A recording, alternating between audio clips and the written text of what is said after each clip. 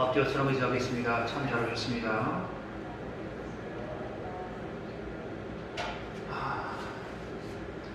네, 함께 우리 이 자리에서 예배를 드렸으니 얼마나 좋겠습니까? 우리 지하로 내려가신 성도 여러분께 감사합니다.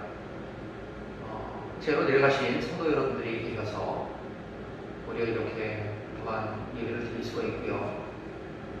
가정에서 또 영상을 통하여서 예배드리고 있는 우리 성도들을 통하여서 우리가 이렇게 또 예배를 드릴 수가 있게 되고 있습니다. 감사드리며 오늘 말씀을 하겠습니다. 오늘 제목은 본받을 만한 믿음입니다. 귀감이라는 말이 있습니다. 귀감이라는 것은 거울을 삼아 본받을 만한 모범을 얘기할 때 귀감이다. 참 귀감이 되신다. 똑같은 말로 이제 본보기가 있죠. 참 저거는 우리의 본보기야 라고 할 때에 본보기라는 단어가 있습니다. 똑같죠. 아이는 자라면서 어른의 뒷모습을 보고 배운다 라고 하는 말이 있습니다. 이것은 아이들이 성장하는 것뿐만 아니라 우리 신앙생활에도 동일하게 적용됩니다. 나중 믿는 자들은 먼저 믿는 자가 어떻게 믿는지 그것을 보고 따라서 배웁니다. 아, 저분이 나를 인도했구나. 저분이 우리 구역식구인데 나보다 교회를 먼저 갔구나. 어떻게 신앙생활을 할까? 관찰하지 않겠습니까? 처음 오신 분들은 다 낯설어요. 그렇기 때문에 관찰을 많이 합니다. 기도할 때도 우리는 다 기도하지만 그분들은 눈을 뜨고 이렇게 둘러봐요. 왜요? 어떻게 기도하는지 모르니까. 보고 이렇게 관찰합니다. 저렇게 하는구나. 예수님께서 오심을 우리가 준비하며 기다리는 대림절 기간에 우리는 과연 어떠한 믿음을 가지고 신앙생활을 해야 할 것인가? 먼저 믿는 우리는 나중에 믿는 자들에게 어떠한 신앙의 귀감이 되어야 할까? 어떠한 본보기가 되어야 할까? 함께 오늘 주신 말씀을 통하여서 함께 은혜를 나누길 원합니다. 본받을 만한 믿음은 어떤 믿음일까요? 첫 번째, 말씀을 지키는 믿음입니다. 예수님께서 승천하실 때에 제자들에게 이렇게 말씀하셨습니다. 마태복음 18장 18절로 20절까지 보니까 하늘과 땅의 모든 권세를 내게 주셨으니 그러므로 너희는 가서 모든 민족을 제자로 삼아 아버지와 아들과 성령의 이름으로 세례를 베풀고 내가 너희에게 분부한 모든 것을 가르쳐 지키게 하라. 볼지어다 세상 끝날까지 내가 너희와 항상 함께 있으리라. 여러분, 이 명령은 보통 지상명령이라고 얘기합니다. 지상이니까 땅이구나. 여러분, 이게 아니라 가장 높은, 가장 고귀한 그 명령이 바로 지상명령인데 이 명령을 예수님께서 승천하시면서 제자들에게 분부하신 명령이 이것입니다. 이 지상명령 가운데 내가 너희에게 분부한 모든 것을 가르쳐 지키게 하라. 가르치는 것 중요합니다. 그런데요, 가르치는 것에서 멈춰버린다면 그것은 예수님의 명령을 끝까지 준행하는 것이 아닙니다. 가르쳐 지키게 하는 것이 중요하죠. 본받을 만한 믿음이라는 것은 바로 이러한 믿음입니다. 하나님의 말씀을 내가 받았으면 그 말씀을 지키어 사는 것. 하나님의 말씀이 내 안에 들어와서 그 말씀을 인내로 끝까지 견디어내는 것. 그렇게 살아가는 것이 바로 본받을 만한 믿음이라는 것입니다. 오늘 본문에 나오는 요시야 왕이 또한 그런 왕이었습니다. 21절로 23절까지의 말씀을 보겠습니다. 21절부터 23절의 말씀입니다. 함께 봉독하겠습니다. 시작. 왕이 뭇 백성에게 명령하여 이르되 이 언약책에 기록된 대로 너희의 하나님 여호와를 위하여 유월절을 지키라 하매 사사가 이스라엘을 다스리던 시대부터 이스라엘 여러 왕의 시대와 유다 여러 왕의 시대에 이렇게 유월절을 지킨 일이 없었더니 요시야 왕 18째 해에 예루살렘에서 여호와 앞에 이 유월절을 지켰더라. 아멘. 본문에 나오는 요시야 왕은 8살의 왕이 됩니다. 왕이 되어서 31년간 다스립니다. 왕이 된 지 18째 되는 해, 18째 되는 해, 그의 나이 26살입니다. 그가 18년 동안 기다린 거예요. 18년 동안 기다린 다음에 어떤 일을 합니까? 성전 수리부터 시작하는 거예요. 하나님의 성전이 말도 아니게 회파된 거예요. 하나님을 믿는 그 나라에서 하나님의 성전이 회파되고, 우리 말하면 금이 갔고 떨어져 나가고 그렇게 했는데 아무 하나 돌아보지도 않아요.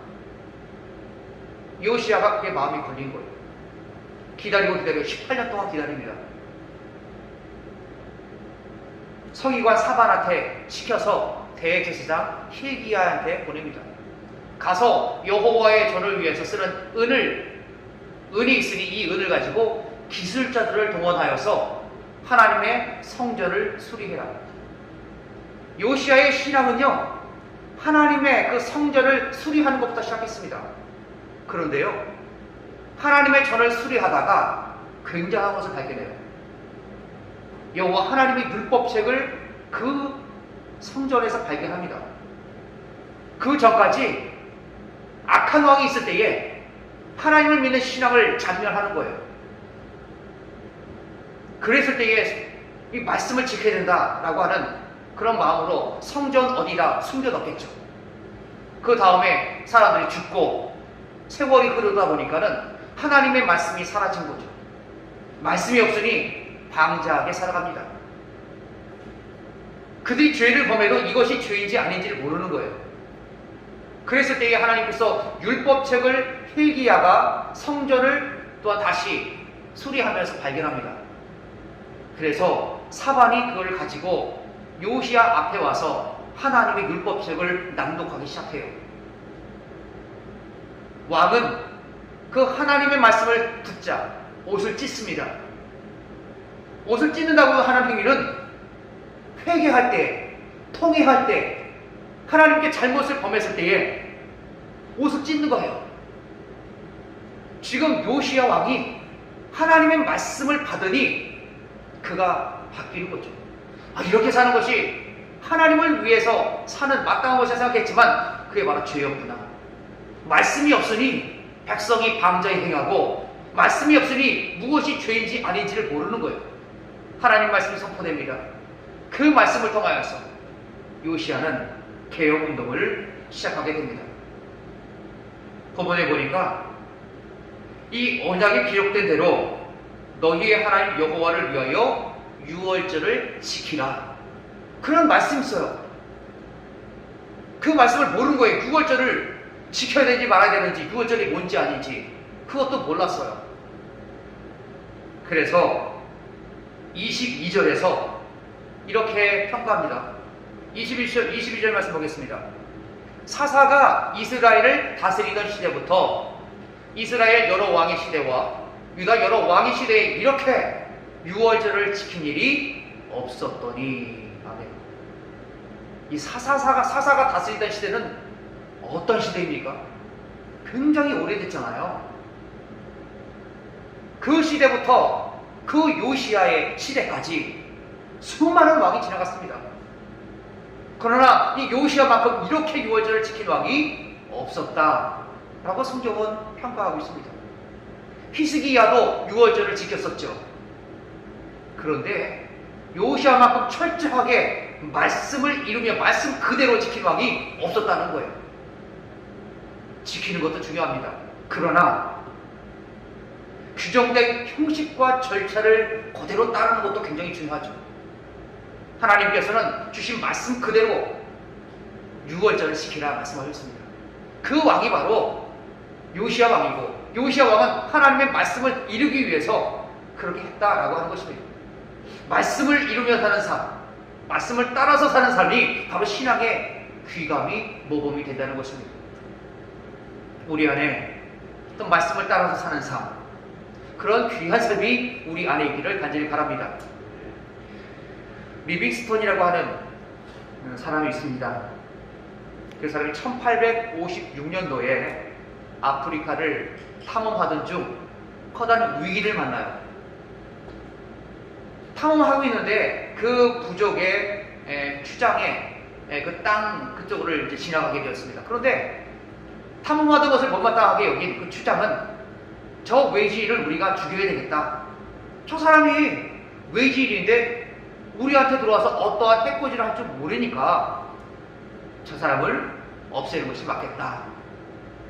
그러한 계획을 세우고 작전을 짭니다. 그런 소식이 리빙스턴에게 들려와요.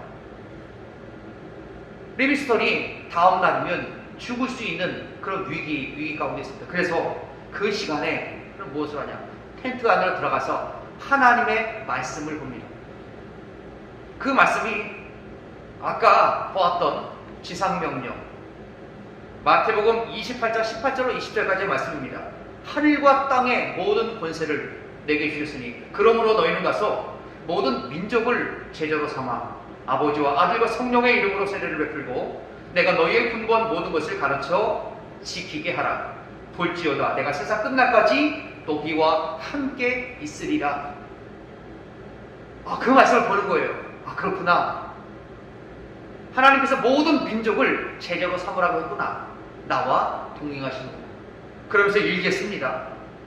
이것은 가장 위대하고 신성한 영광을 지닌 하나님의 약속이다.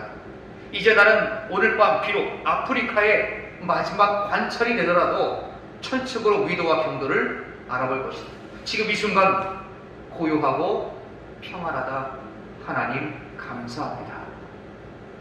어떻게 그 위기의 순간 가운데 마음이 고요하고 평안해질 수 있습니까? 하나님의 말씀이 그를 붙잡아 준 거예요. 하나님의 말씀이 위기 가운데 붙잡아 주기 때문에 그런 위기가 와도 마음이 평안할 수밖에 없었던 것이죠. 우리가 살아가면서 이러한 리빙스턴과 같은 위기가 올 수가 있어요. 그 위기 순간 가운데 우리를 붙잡아 줄 수 있는 것은 단 하나, 하나님의 말씀밖에 없습니다. 하나님의 말씀을 통하여서 우리를 붙잡아 주시고 그 말씀을 이루며 사는 삶, 바로 그러한 삶이 신앙의 귀감이고 본받을 만한 믿음이 된다는 것입니다. 여러분, 우리에게도 이러한 귀한 믿음의 소유자가 되기를 간절히 바랍니다. 두 번째 본받을 만한 믿음은 새롭게 하는 믿음입니다. 마가 요한이라는 사람은 부유한 가정에서 태어났어요. 레위 지파 후손입니다. 아버지가 일찍 돌아가시고 어머니께서 마가 요한을 키우셨는데 그 마가 요한이 유대식 이름은 요한이지만 로마식 이름은 마가입니다. 그래서 마가라고 보통 많이 알려져 있죠. 근데 어머니 마리아가 굉장히 신실한 사람이었어요. 믿음의 사람이었습니다. 그래서 믿음으로 마가 요한을 잘 키우죠. 그의 집도 다락방을 내주면서 함께 기도하기도 하고 사도들과 신앙에 많은 교제를 합니다. 특히 외삼촌인 바나바를 통해서 신앙의 귀한 교훈을 받고 영향을 많이 받아요. 이 바나바라고 하는 사람은 위로하는 자, 원래 이름은 요셉인데 위로를 하니 위로자다라고 해서 바나바라는 이름을 붙입니다. 그래서 이 마가 요한이 이 바울이 1차 전도 여행 때 함께 동행하는 또한 그런 귀한 경험을 합니다. 외삼촌인 바나바와 바울이 1차 전도 여행을 갔기 때문에 조카도 함께 데리고 간 거예요. 그런데 1차 전도 여행을 가고 구부로까지 괜찮았는데 그 다음 터키 지방에 가더니 그가 견디지 못하는 거예요. 온실에서만 자랐던 그 마가가 거친 그 선교 환경을 만나니까 심적으로 어려웠는지 육적으로 어려웠는지 모르겠지만 그러나 도중에 거기서 예루살렘으로 돌아오고 맙니다. 아직 선교 여행이 끝나지도 않았는데 중간에 자기는 포기하고 돌아오는 거예요. 그러한 사건이 나중에 빌미가 되어서 바울과 바나바가 2차 전도 여행을 갈 때에 대판 싸웁니다. 왜냐하면 바울이 2차 전도 여행 가고 바나바하고 함께 가자라고 하니까 바나바가 우리 조카인 마가도 데리고 가자라고 하는 거예요. 그럴 때 바울이 좋아하겠습니까? 저번에 우리와 함께 선교 여행을 가다 중도에 포기한 그 사람을 어떻게 데리고 가냐? 아이 그래도 한번 기회를 다오. 안 된다. 옥신각신 싸우다가 대판 싸운 거예요. 하나님의 선교를 앞에 놓고 대판 싸워요. 그래서 서로 피차 갈라지죠. 그래서 바나바는 조카 마가를 데리고 구브로로 가고 바울은 신라를 택한 다음에 내륙으로 해갖고 다시 터키 지방으로 들어갑니다. 이 모든 원인은 마가에게 있었죠. 근데 이 마가라고 하는 사람이 그때는 바울의 쓰임에 대해서 굉장히 부족했고요. 쓰임이 없었습니다. 그러나 디모데후서 4장 11절에서 그가 얼마나 바뀌었는지 바울이 이렇게 편지를 씁니다. 디모데후서 4장 11절에 보니까 누가만 나와 함께 있느니라. 내가 올 때에 마가를 데리고 오라. 그가 나의 일에 유익하니라. 예전엔 무익했지만 마가가요 그 사이에 1차 선교 여행을 갔다 온 다음에 중도에 포기하고 지금 바울이 지금 임종을 앞에 뒀습니다. 그때까지 변화된 거예요. 새롭게 된 겁니다. 무익했지만 이제는 유익하게 된 거예요. 여러분 이 변화라는 것, 성숙한다는 것, 이러한 믿음이 바로 우리가 본받아야 할 믿음입니다. 그리고 요시야는 모든 것을 다 개혁하고 하나님 향해서 바꿉니다. 그것이 바로 24절에 나옵니다. 24절 말씀 보겠습니다. 시작. 요시야가 또 유다 땅과 예루살렘에 보이는 신접한 자와 점쟁이와 드라빔과 우상과 모든 가증한 것을 다 제거하였으니 이는 대제사장 힐기야가 여호와의 성전에서 발견한 책에 기록된 율법의 말씀을 이루려 함이라. 아멘.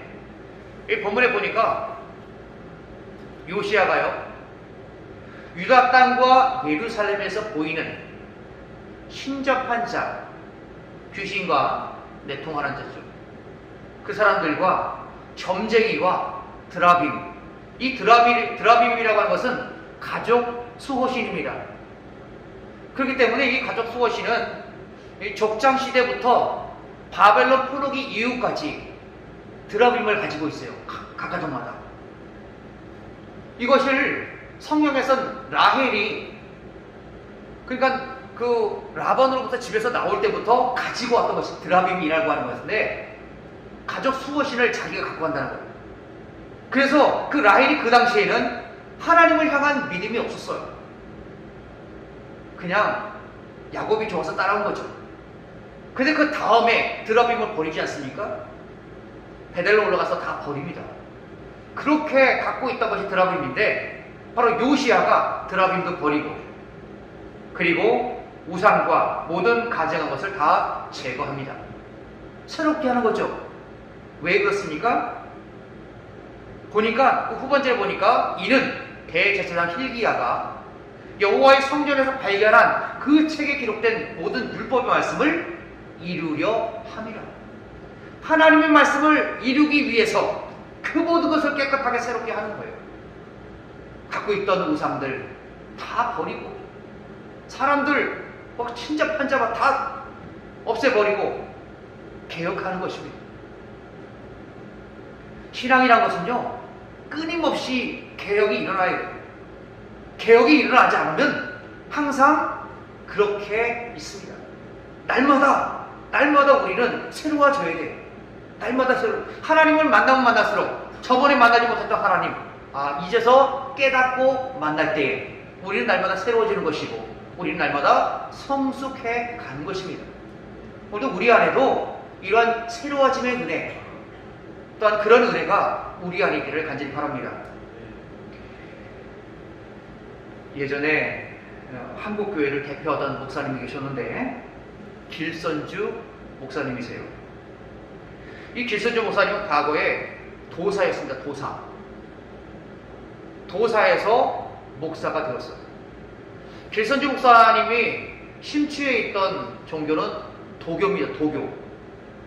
근데 오랜 수행을 통해서 신비한 체험도 하고 초인적인 능력도 가지고 있어서 사람들로부터 도사라고 불렸다 합니다. 웬만한 시내는 그냥 건너뛸 수 있었고 그 통나무로 된 목침도 깨부실 수 있을 정도가 되었다고 해요. 근데 이 길선주 목사님이, 그때 목사님이 아니죠, 길선주가 그렇게 활동하던 당시에 선교사님들과 또한 전도인들이 평양에서 전도를 하기 시작하는 거예요. 그러니까 길선주라고 하는 사람은 그 당시 동양 종교에 심취되어 있었기 때문에 야, 저거 서양 종교인데 저게 어떤 종교인지 한번 알아봐라 라고 하면서 제자인 김종섭을 선교사님께 보내요. 몇 달 후에 김종섭이 돌아왔는데 그리스도인이 되어서 돌아왔습니다. 돌아와서 보니까 자기한테 전도를 하는 거예요. 그 당시에 교회 신문인 그리스도 신보를 가지고 오고 또한 전도 책자인 이선생전, 장월량 무상론, 또한 철로역정, 그런 책을 가지고 와서 길선주에게 주면서 읽어보라고 하는 거예요. 책을 쭉 한번 읽어보니까 그렇구나, 마음이 조금씩 열리기 시작해요. 그 다음에 자기 제자인 김종섭의 생활하는 모습을 보니까 예수교가 조금 좀 괜찮은 것 같다, 예수교도 하나의 정도인 것 같다 라고 하는 생각이 들었다고 합니다. 근데 20년이 넘도록 도교에 심취해 있었기 때문에 한순간에 바뀌는 것이 너무 두려웠대요. 그러던 모습을 보고 있던 제자인 김종섭이 이렇게 얘기하더래요. 한번 삼령 신분께 한번 기도해 보시오. 어떤 종교가 참 종교인지. 그래서 삼령 신분께 그 길선주가 계속 기도하는 거예요. 이 예수교, 이 교가 참도인지 아니면 그리스도인 종교일지 한번 알려달라고 기도를 했다고 합니다. 얼마큼 시간이 지났는데 김종섭이 찾아왔어요. 기도해보니까 어떠시냐고. 그랬더니 우리 삼령 신분이 얘기를 안 한다는 거예요. 마음만 답답하다는 거예요. 그래서 김종섭이 이렇게 얘기했습니다. 이번에는 그러면 하나님 아버지께 한번 기도 한번 해보시오. 그러니까 길선주가 하는 말이, 어떻게 하나님을 아버지라고 부를 수 있어? 그러니까 김종섭이 하는 말이, 그러면 그냥 아버지라 하지 말고 상제님 하고 기도 한번 해보시오. 그래서 길선주 목사님이 삼령신군에서 이제 상제 하나님께 기도하기 시작합니다. 기도를 했는데 약 3일 정도 지난 다음에 그 기도하는 방 안에 옥소리가 가득하고 총소리가 가득했다고 합니다.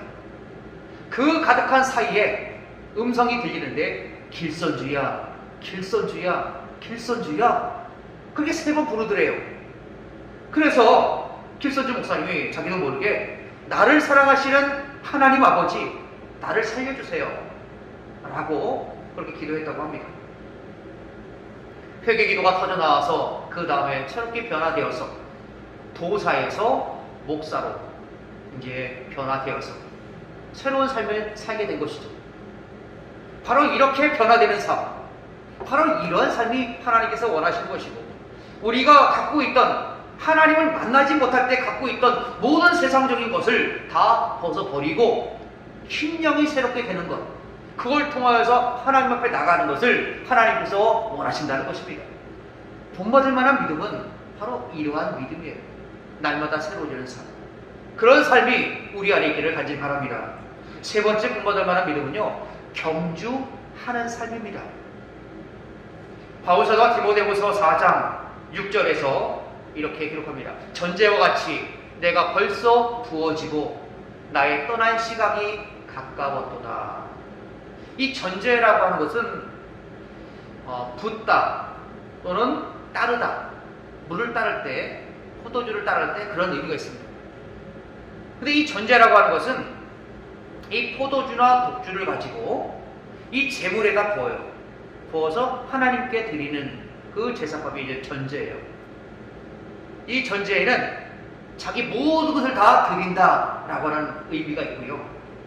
그리고 희생의 의미가 있습니다. 지금 여기 보니까 전제와 같이 내가 벌써 부어진다라고 하는 것은 죽는 날이 순교가 임박했다는 것입니다. 포도주 색깔이 붉지 않습니까? 붉은 그 포도주처럼 내 피가 쏟아져 내려서 이제 하나님께 갈 때가 가까이 왔다. 떠날 시각이 가까웠다. 지금 순교를 얘기하고 있어요. 바울이 그전에는 하나님을, 예수님을 믿는 사람을 박해했고 죽이는 자리까지 인도했지만 이제는 자기가 죽는 그 자리까지 예수님을 의지하고 신앙을 끝까지 지킨 것입니다. 바로 이러한 삶이 중요한 것입니다. 우리가 먼저 한 신앙의 선배들을 귀하게 여기는 것은 바로 이러한 삶이죠. 끝까지 믿음을 지키다 갔구나. 바로 이것이 귀한 믿음이라는 것입니다. 오늘 본문의 요시야는 어떻게 평가를 받습니까? 25절에 보니까 25절 같이 공독하겠습니다. 시작. 요시야와 같이 마음을 다하며 뜻을 다하며 힘을 다하여 모세의 모든 율법을 따라 여호와께로 돌이킨 왕은 요시야 전에도 없었고 후에도 그와 같은 자가 없었더라. 아멘. 바로 여기 경주하는 믿음이 나오죠.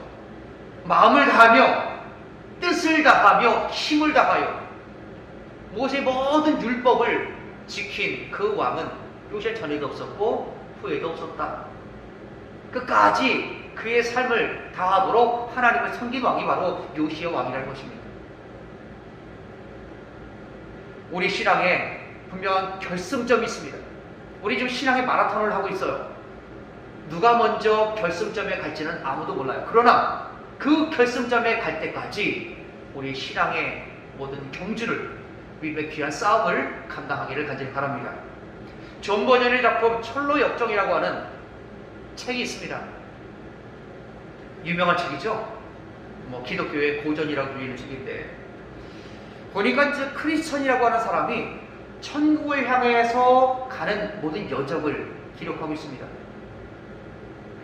그는 가족을 뒷전으로 하고 책을 보니까 그래서 가족에게 권유했는데 그렇게 별로 이렇게 반응이 별로 안 좋았어요.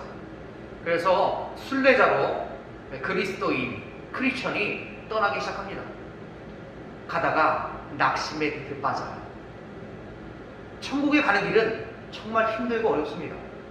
그 다음에 절망의 감방에 갇혀 있는 사람들을 보기도 하고 곤고함을 느끼는 산에 오르기도 합니다. 나태의 잠에 빠지기도 하죠. 아볼로온이라고 하는 그 마귀와 영적인 전쟁을 벌이기도 하고요. 사망의 음침한 골짜기로 다닙니다. 허양의 시장 속에서 세상적인 유혹을 받습니다. 이 모든 것을 다 통과한 다음에 천국을 가는 거예요. 그런데 이 책에 보니까 중간 갈 때마다 위기가 찾아와요. 위기 때마다 꼭 돕는 사람이 나오더라고요. 돕는 사람이 나와서 크리스천으로 하여금 천국에 이를 수 있도록 그렇게 도와주는 모습이 나오더라고요. 참 우리 신앙도 마찬가지구나. 천국 가는 그 길에 우리가 빠질 수 있는 많은 함정이 있고 위협이 있지만 그러나 그것을 다 끝까지 감당하면 하나님께서 도와주시고 인도하시고 하면 끝까지 천국을 가는 삶이 우리 신앙의 삶이라는 것을 여러분 잊지 않기를 간절히 바랍니다. 우리보다 먼저 가신 우리 신앙의 선배들의 본을 받아서 오늘도 주님께서 우리에게 주신 믿음의 길을 끝까지 걸어가는 귀한 삶이 우리 안에 있기를 간절히 바랍니다. 본받을 만한 믿음, 그 믿음은 말씀을 지키는 믿음입니다. 어떠한 상황이든지 말씀을 끝까지 인내하는 것, 그것이 중요하죠. 두 번째는 새롭게 하는 믿음입니다. 과거에 있던 모든 것을 다 벗어버리고 말씀으로 새롭게 되어 하나님을 따라가는 삶, 그 믿음입니다. 세 번째, 마지막 경주하는 믿음입니다. 신앙의 경주, 언제 끝날지 모르는 경주지만 결승전 갈 때까지, 하나님 앞에 가는 그날까지 우리의 믿음을 잘 지켜 사는 귀한 성도들의 삶이 되기를 간절히 바랍니다. 다 함께 기도하겠습니다.